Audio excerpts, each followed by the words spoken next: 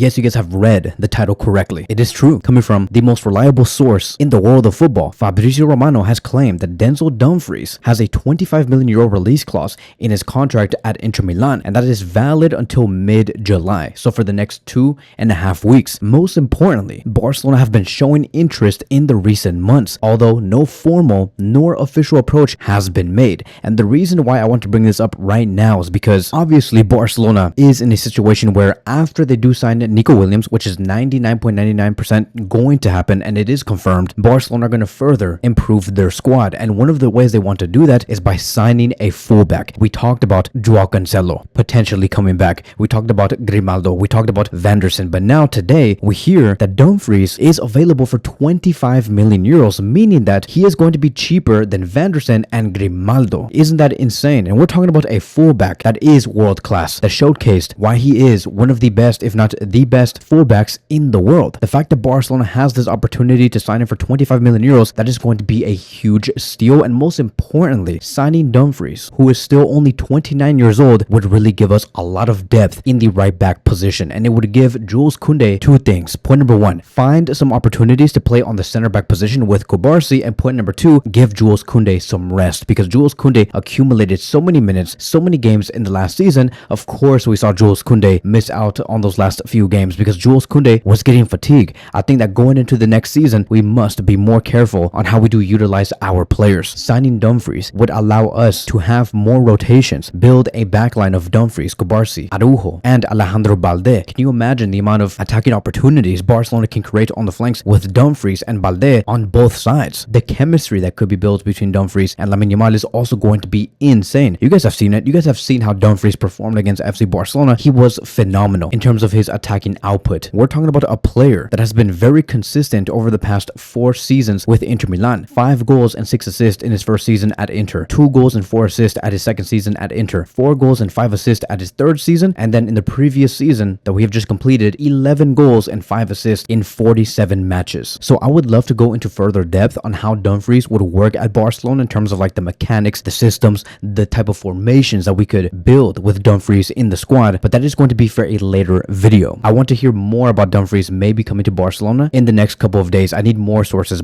coming from Spain also claiming the exact same thing. But for sure, if Barcelona do have the opportunity to sign him for €25 million, I think that they should go all in for it. So let's transition towards the next conversation. And one of the reasons why a lot of us feel so freely to talk about other players outside of Nico Williams is because Barcelona financially are very healthy as of today. It has been claimed that Barcelona have secured a crucial green light from La Liga to operate once more under the 1-1 rule, which would end 3 turbulent seasons of just solely relying on economic levers, selling 3 players to get 1 back, selling assets, etc. We're now officially in a position where Barcelona can say, okay, whatever money we do generate, moving forward, all of that can be spent on whatever players we do want. And according to the multiple Spanish outlets, they have all claimed that the league formally notified FC Barcelona that they are on the 1-1 rule after looking at the 2024-2025 accounts. And they have seen that our record revenue last season was €950 million.